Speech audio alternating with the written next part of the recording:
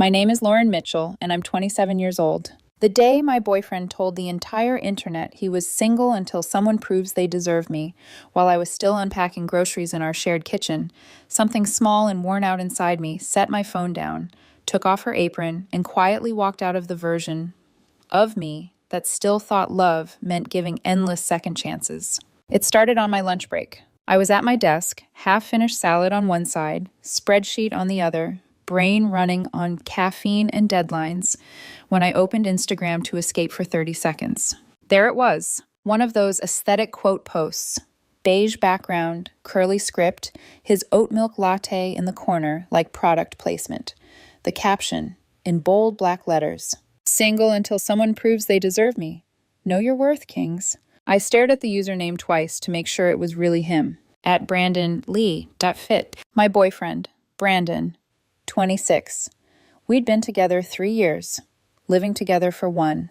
My toothbrush in his bathroom, his shoes by my front door, our names side by side on the lease. And according to Instagram, he was single. I read it once, twice, 10 times. Comments were already rolling in. Yes, king. Period. Never settle. Love this energy, bro. My thumb hovered over the screen. For a second, I waited for some kind of explanation to appear. A joke, an inside reference, a post in Close Friends explaining he'd been hacked. Nothing. Just my boyfriend telling the world he wasn't in a relationship. My heart didn't drop. It didn't explode. It just cooled, like someone had opened a window in winter and all the warmth rushed out. Then, very calmly, I typed a comment. Good luck with that. I hit send. For about 30 seconds, I just watched the screen. My reflection in the glass looked strangely calm. Then I flipped to Facebook, changed my relationship status to happily single, and tagged him. Made sure the privacy was set to public. By the time I went back to Instagram, his quote post had disappeared. It hadn't even been up an hour. My phone started buzzing on my desk like it was trying to burrow through. Texts, DMs, a call from him, 2, 5, 12. I flipped it face down and finished my lunch. Then I finished my shift. If he wanted to announce to the world he was single, fine. I could agree with him. When I finally drove home, the late afternoon light was honey gold across the parking lot. I walked up the stairs to our apartment, technically my apartment. I'd been renting it 2 years before he moved in to help with bills, and unlocked the door. Brandon was on the couch, arms crossed, jaw tight, looking like I'd set fire to his childhood home. "What the hell was that?" he demanded before I'd even set my bag down. I dropped my keys in the bowl by the door. "Which part? You telling the internet you're single, or me agreeing with you?" His nostrils flared. "It was just a quote, Lauren. Everyone posts stuff like that. Everyone in a relationship posts that they're single. You're being so dramatic." He ran a hand through his perfectly styled hair, pacing in front of the coffee table. "It didn't mean anything." I stepped out of my shoes. My voice came out very steady. "Cool." Then neither did my response. For a moment, you could hear the refrigerator humming, the faint traffic outside, the notification ping from his phone as someone else reacted to my status. He grabbed his phone, checked it, and his cheeks flushed. "You humiliated me," he snapped. "Tagging me like that? Making it public?" "You humiliated yourself," I said. "I just hit like on the truth you already posted." His jaw worked. Then he went for the classic exit line. "You know what? I'm going to stay at Kendall's tonight. Maybe you'll calm down and realize how stupid you're being."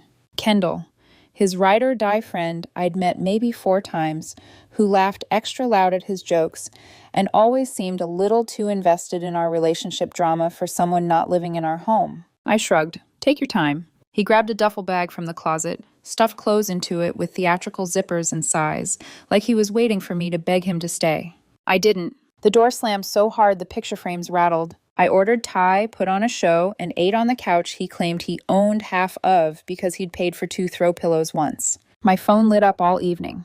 Missed calls, voicemails, paragraph texts from unknown numbers. I let them pile up like junk mail. When I finally crawled into bed alone, I checked Instagram one last time. His profile picture was still us at my cousin's wedding, his hand on my waist. He hadn't gotten around to erasing that yet. Somehow, that was the part that stung. The fake us left up for display while he practiced being single in the captions. I turned my phone off and went to sleep. Update 1 should have been the part where things calmed down. Instead, the drama leveled up. The next afternoon, I was at work when a number I didn't recognize popped up on my screen. I almost ignored it. Then the name flashed in the preview. Kendall. I didn't answer.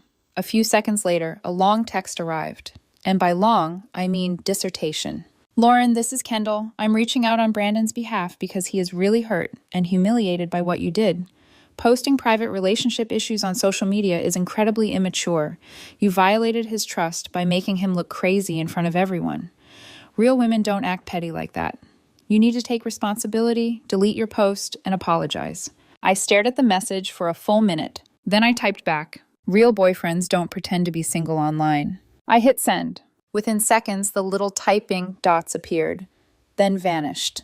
Then I got the notification. Kendall has blocked you. I actually laughed. In the middle of the office. My coworker in the next cubicle looked over. I just shook my head and went back to my spreadsheet. 5 minutes later, my phone started ringing. This time, the name made my stomach tighten. Helen, Brandon's mom. I'd always called her Mrs. Lee to her face, but my phone had her under Helen because she'd insisted we're family now. I took a breath and answered. Hello? Lauren, sweetheart, she launched straight in, voice syrupy and trembling. What on earth is going on? Brandon is devastated. I saw your Facebook status. You two are not single. I leaned back in my chair. He posted that he was, Helen. I just confirmed it. She gasped, like I'd slapped her. You know how boys are on social media. It's all for fun. He didn't mean it.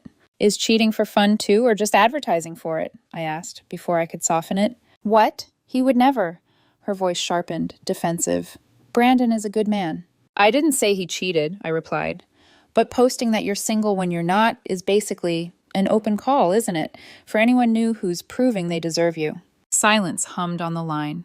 I could picture her sitting at her immaculate kitchen table, clutching a mug, refusing to imagine her son as anything but the golden boy. Lauren, she said finally, you need to apologize. He is very upset. This could affect his job, his reputation. He knows where I live, I said. If he wants to talk like an adult, he can come here without a cheering section. Her tone turned icy. Don't be prideful. Relationships require grace. Grace goes both ways, I said quietly. Have a good day, Helen. I hung up. My hands were shaking a little, not from fear. From anger, I was trying very hard to keep inside my ribcage so it didn't torch everything around me. That's when my phone buzzed again. This time, it was a name that usually made me smile. Garrett, my friend who also happened to work at the same marketing firm as Brandon. Yo, thought you should know. Brandon's been having lunch with that new account manager, Jenna, every day this week. They look friendly. I stared at the text until the words blurred. Jenna. The name clicked. Brandon had mentioned her once, offhand.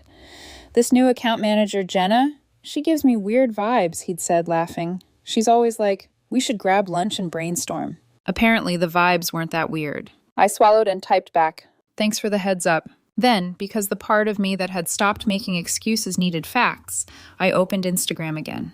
We still followed each other.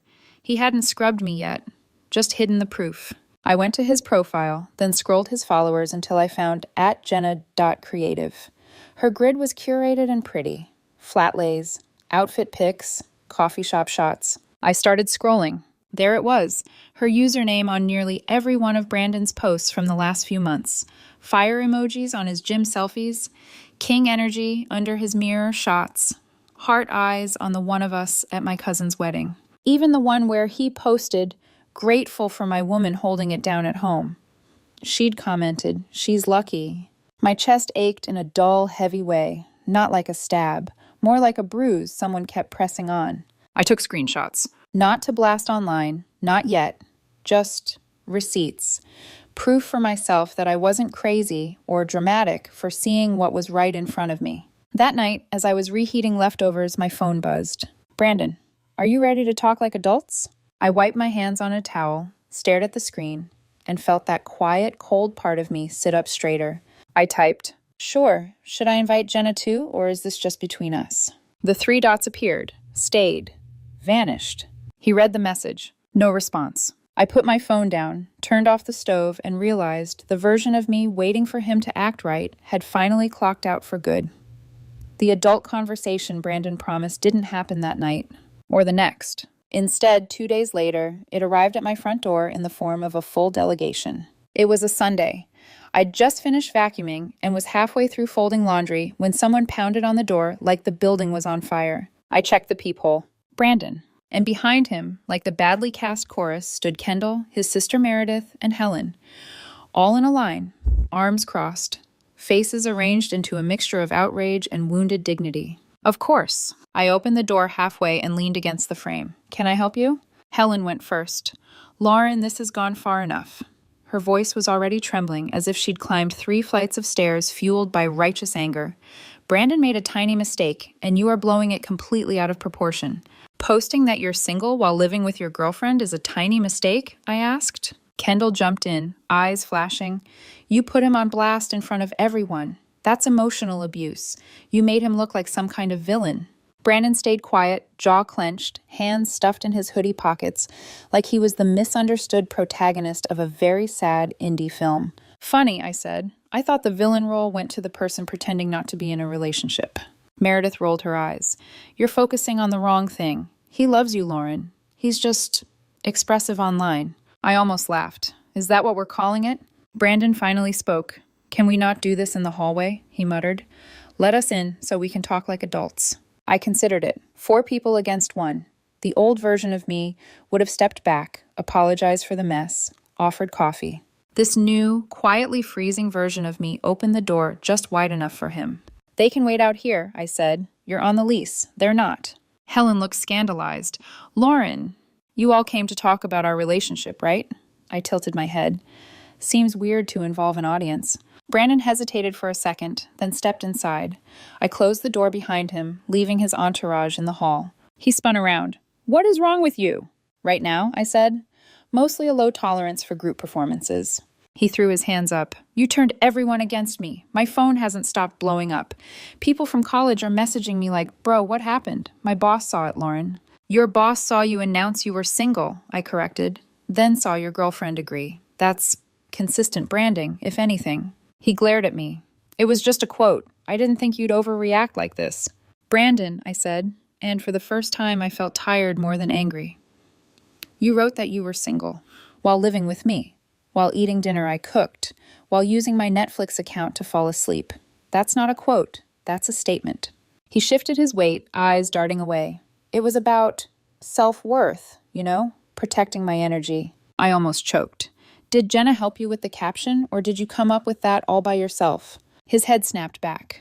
What does Jenna have to do with this? You tell me, I replied. Garrett says you two have been having lunch every day.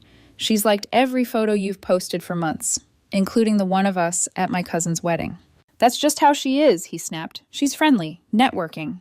Oh, I nodded slowly. So you're single until someone proves they deserve you, and you're eating lunch every day with a friendly coworker who thinks I'm lucky to have you, but I'm the one overreacting. His mouth opened, closed. Then he went for the truth, coded in justification. You ruined everything. You know that? I blinked. Everything what? Jenna won't even talk to me now, he muttered. Because of your little comment. She thinks I'm drama. Ah, there it was. So, I said, voice soft, you admit there was something with Jenna. No, he snapped. We were just friends. But she was interested, and now she thinks I'm toxic because you dragged our relationship online. I stared at him. She was interested while we were together.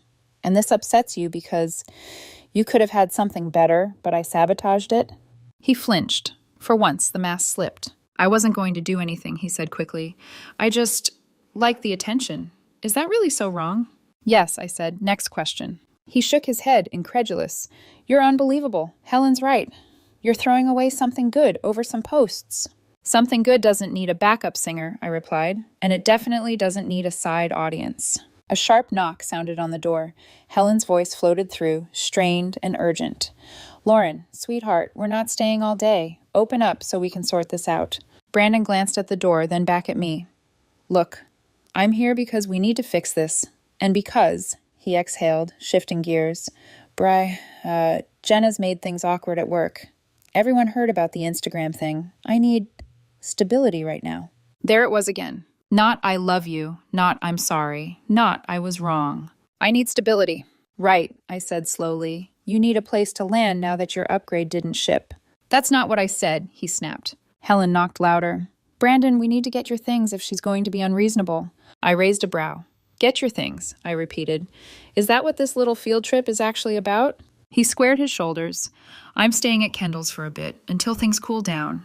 We came to get my stuff, and talk about you taking down that post. I gave a small, humorless smile. You don't live here anymore, Brandon. His eyes widened. What? You took your bag and left. Told me you were staying at Kendall's. You told half the internet you were single. I gestured around. This is my apartment. It was before you. It will be after you. You can pack what's yours. Then you can go. His face flushed dark. So you're just going to throw me out? After 3 years? I met his eyes. I'm not throwing anyone out. You walked out, remember? Maybe you'll calm down and realize how stupid you're being. His jaw clenched. For a moment, he looked like he might actually apologize. Instead, he said, Fine, but I'm taking everything I bought for this place. Go ahead, I said. I opened the door. The 3 women outside looked like they'd been stacked there by a stage manager. Helen swept in first, perfume sharp and familiar, followed by Meredith's tight glare and Kendall's smirk. They fanned out like a moving storm cloud. Brandon started pointing. The coffee maker, he said. I bought that. Fair. He had. Sure, I said. Take it. He unplugged it with triumphant energy. Kendall swooped in to grab mugs she insisted were part of the set. Meredith began removing decor from the shelves like we were on a timed game show. Then it got weird. The shower curtain, Brandon announced from the bathroom. I paid for that. Okay, I said, leaning against the wall. I have no deep emotional attachment to plastic. He yanked it down, rings clattering into the tub. I watched, oddly detached, as they moved through the apartment like a petty tornado. Helen took the extra set of towels she'd bought us last Christmas. Meredith unscrewed the cheap lamp she'd found at a thrift store. Kendall, for reasons known only to her, started collecting every AA battery from the remotes. That seems necessary, I noted. Maybe now you'll learn not to be so childish, she snapped. Then Brandon walked into the living room and put his hand on my PlayStation. Absolutely not, I said. I contributed, he argued. I bought games. You bought one game, FIFA 22. I crossed my arms. You can take the disc. The console stays. I paid for it. He scoffed. I bought groceries that you ate. That money could have gone to the PlayStation. So technically, I bought it. Even Helen winced at that one. Do you hear yourself? I asked quietly. This is what I'm talking about, Kendall said. You're so controlling. I almost felt sorry for them. Almost. They ended up stuffing his clothes, random kitchen items, and a shower curtain into black garbage bags because no one had thought to bring boxes. As they were leaving, wrestling the bags into the hallway, Brandon turned back, eyes blazing. You're going to regret this, he spat. No one else is going to put up with your boring ass. I held his gaze, the old ache replaced with something sharper, cleaner. I'll take my chances, I said. He hesitated like he was waiting for the old Lauren to reappear, the one who'd chase him down the hall and apologize for making him feel bad. She didn't. The door closed behind them with a soft, final click. In the silence that followed, I looked around at the gaps on the shelves, the naked shower rod, the empty space where the coffee maker had been. The apartment felt lighter, not because of what was gone, because of who had just left. 3 days of peace. That's all I got before the next storm. It was Wednesday evening, and I'd finally started sleeping through the night again. I was curled up on the couch with a blanket, half watching a baking show when my phone buzzed. It was a text from Garrett. You might want to check Instagram stories. Again. I sighed. My heart didn't even race this time. Just mild irritation. Like checking the weather before deciding whether to take an umbrella. I opened the app. Brandon had been busy. A carousel of vague, motivational slides filled my screen, white text on black backgrounds, like he was launching a TED Talk for the emotionally immature. Sometimes the trash takes itself out, upgrading in all areas of life, when she can't handle your glow-up. And the final slide stopped me cold. A selfie of Brandon and Jenna, clinking glasses at a fancy cocktail bar, both smirking. The caption, New beginnings, better energy. He'd tagged the location. I laughed. Quietly, bitterly, because of course he had. But here's the thing, that bar he tagged, it wasn't random. It was the Rookery, where my cousin Tyler worked as a bartender. I didn't even have to reach out first. At 10:17 p.m., Tyler texted me, Your ex is here, with some girl. She keeps talking about you. It's weird. Talking about me how? I replied. Like, comparing. A lot. Lauren never took me to places like this. Lauren was threatened by successful people. Bro looked so uncomfortable. I sat there, reading the messages like they were notes from a play I'd already seen the ending of. Apparently, the new beginning wasn't going smoothly. According to Tyler, they'd been at the bar for about an hour. Brandon was on his second cocktail. Jenna was politely smiling, but her eyes kept flicking toward the exit. "He's ranting about how controlling you were," Tyler added. "He's showing her old texts, like proof or something." He literally said, "See? This is what I dealt with." I rubbed my temples. Those proof texts, I knew exactly which ones they were. The ones where I'd asked him to please help with rent, since he hadn't paid his half in 6 weeks because money's tight. He turned my attempt at fairness into a case study in oppression. Tyler's final text sealed it. "She left early. He paid for his drinks only. She didn't even look back." Then, he tried flirting with me on the way out, asking for a free drink. I told him I'm your cousin. "What did he say?" I asked. "He turned red and left." I set my phone down and actually smiled for the first time in weeks. The universe was doing my cleanup for me. But of course, it couldn't just stop there. The next morning, my work email pinged with a new LinkedIn message from Brandon Lee. I almost laughed out loud in the office. LinkedIn, the professional network, where people go to humble brag about promotions and leadership seminars, not failed relationships. I opened it. "Hey, Lauren, I wanted to apologize. I didn't know you were still telling people we were together when you posted about being single. Jenna told me you'd moved on months ago. Anyway, I'm not that guy. Thought you should know she's been telling people at work that you were emotionally manipulative. Just wanted to clear the air. Good luck. Brandon." I read it twice. Not because I didn't understand it, but because the audacity deserved a slow clap. He had rewritten history so thoroughly that he believed it. I didn't respond. I didn't need to. Instead, I took a screenshot. And that night, just once, I allowed myself one tiny, perfectly petty move. I posted a gym selfie, my first post in months, with the caption, "Single life hitting different. Thanks for the motivation, at Brandon Lee." He blocked me within the hour, but not before Meredith, his sister, slid into my DMs. "That was unnecessary," she wrote. "He's going through a lot." I typed back. "So was pretending to be single while living with me." "You don't understand," she insisted. "He's just lost." "Consequences aren't something you go through," I replied. "They're something you earn." No response. A week passed. I thought maybe, finally, it was over. Then, one Friday evening, I came home to find 2 suitcases by my door, and Brandon sitting cross-legged beside them, hoodie pulled over his head, face streaked like he'd rehearsed the role of broken man in need of redemption. He looked up as I approached. "Lauren." My stomach sank. I glanced toward the hallway security camera blinking red. "You've been here long?" "Couple hours," his voice cracked. "I didn't know where else to go." "That's because you burned all your bridges," I said, unlocking the door but not inviting him in. He stood, trying to look dignified, despite the tear tracks. "Can we talk inside?" "We can talk right here." He shifted, clearly aware of the camera. "Please, I messed up, okay? Jenna ghosted me. My mom's been on my case. I can't stay at Kendall's anymore." "Why not?" I asked. He looked down. "Her roommate came back from Europe early. She said I couldn't crash anymore." "Tragic," I said dryly. He took a step closer. "Lauren, I'm serious. I've been sleeping on couches. I can't think straight. Everyone's turned on me, even at work." "I'm not your rescue plan," I interrupted. "You made your choices." He blinked. "I just thought, maybe we could try again." "You miss me," I said quietly. He hesitated. "I miss us." "No," I corrected. "You miss free rent, home-cooked meals, and someone who believed your nonsense." His face twisted. "You owe me," he snapped suddenly. "I wasted 3 years on you. I made this place a home." I folded my arms. "You threw yourself away the moment you posted you were single, Brandon. Don't stand here asking for a refund." His voice rose. "You can't just throw me away like trash." Before I could reply, my neighbor Carl, retired, nosy, and an absolute legend, stuck his head out of his apartment. "Everything okay, Lauren?" "Yeah," I said evenly, just explaining to my ex why he can't move back in. Carl nodded solemnly. "Oh, the one who cheated with that Jenna girl? My wife saw it all on Instagram."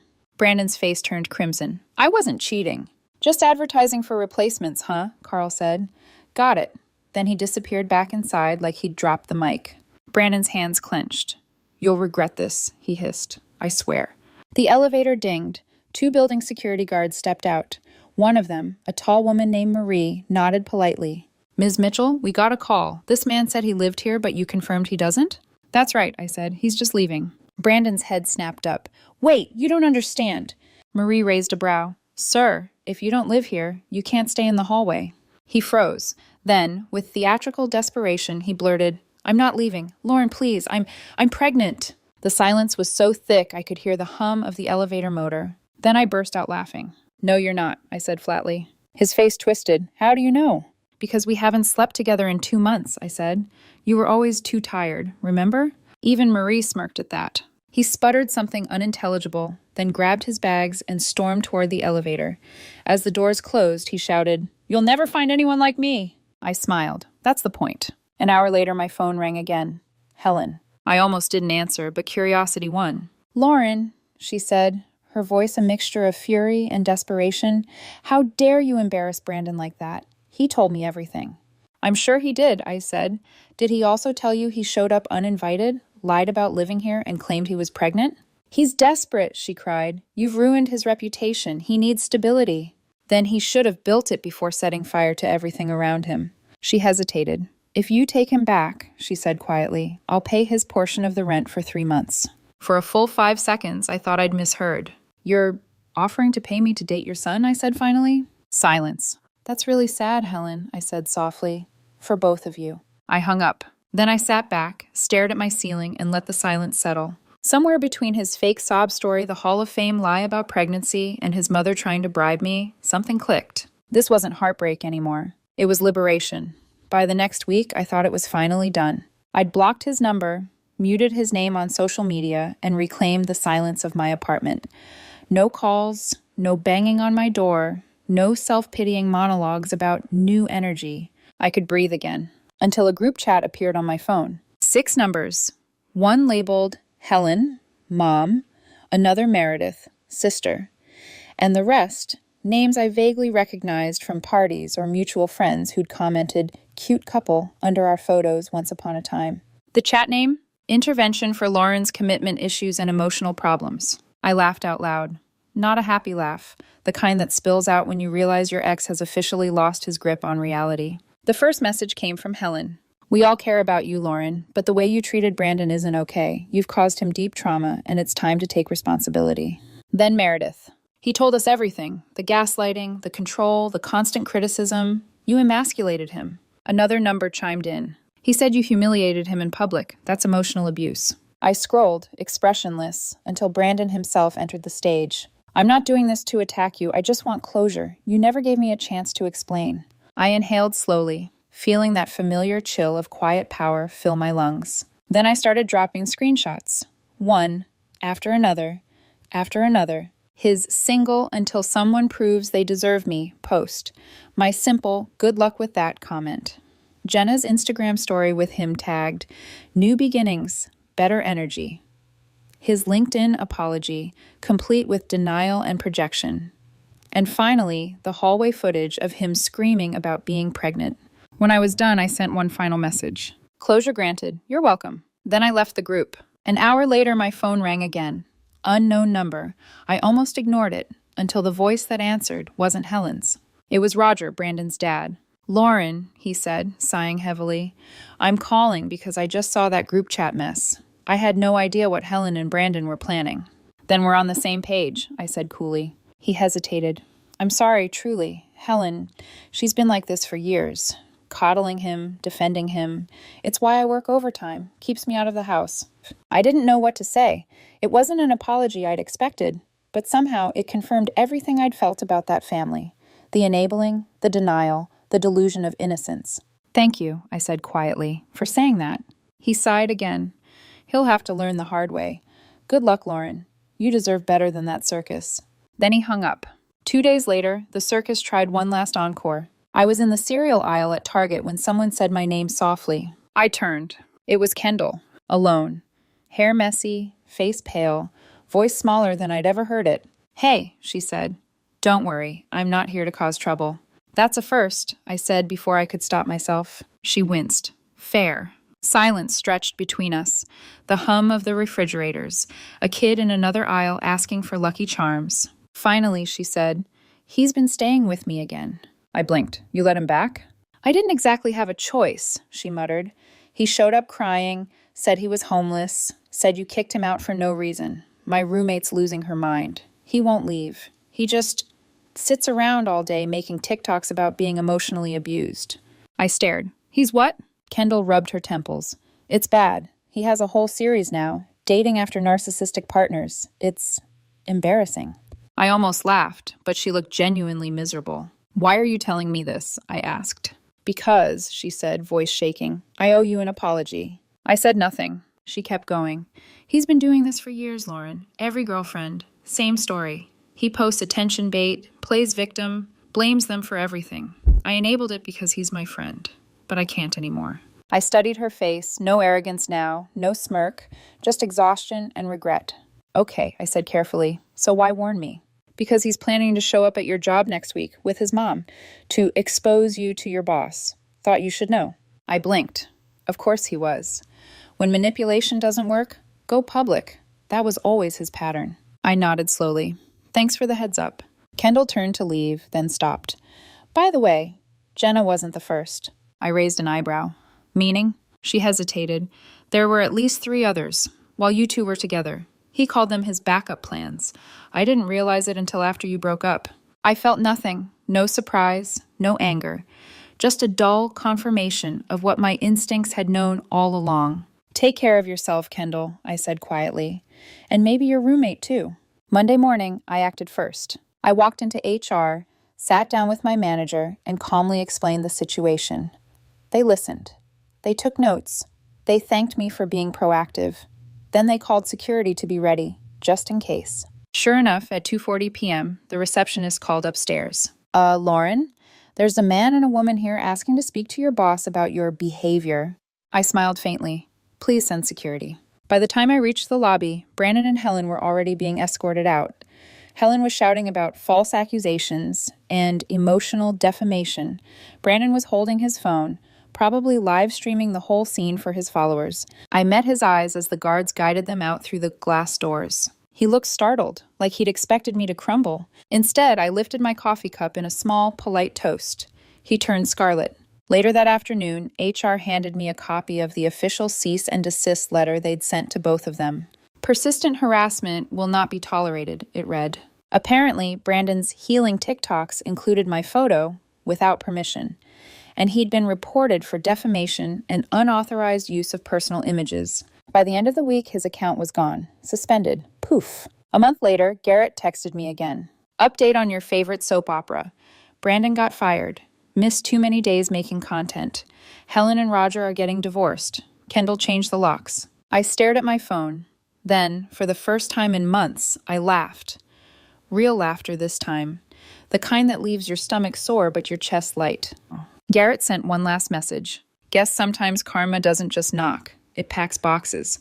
Life mercifully went on. I signed up for a rock climbing class, met new people, started sleeping better. One of the instructors, Theo, was kind in a quiet, steady way. The complete opposite of chaos disguised as confidence. When we matched on Hinge, his first message said, "Just so you know, my relationship status is accurate across all platforms." I laughed. Out loud this time.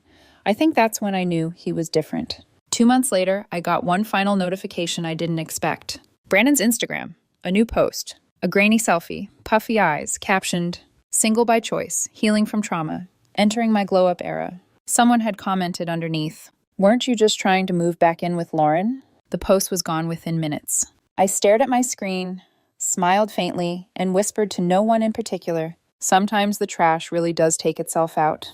And sometimes it tries to crawl back in through the window, claim it's pregnant, and start a TikTok career." I set my phone down, closed my eyes, and for the first time in a long, long while, I felt absolutely, blissfully single.